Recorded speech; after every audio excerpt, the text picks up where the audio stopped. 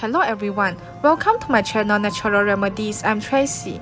Chia seeds are very nutritious as they are rich in fiber, antioxidants, minerals and heart-healthy omega-3 fatty acids.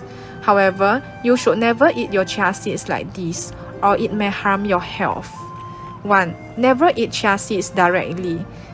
There had been a news about a 39-year-old man who almost choked to death after eating a tablespoon of dry chia seeds, followed by a glass of water.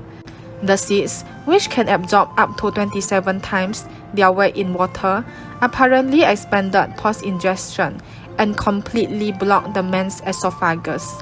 That's why you should never eat chia seeds dry.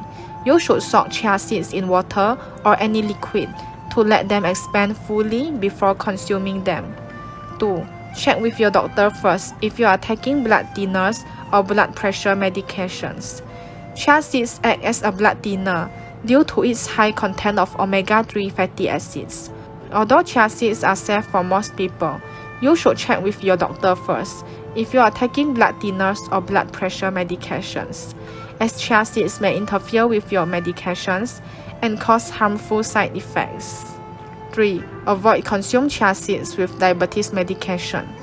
The high fiber content in chia seeds is responsible for slowing down our digestive system, which results in the lowering of our insulin resistivity and also lowers the blood glucose level.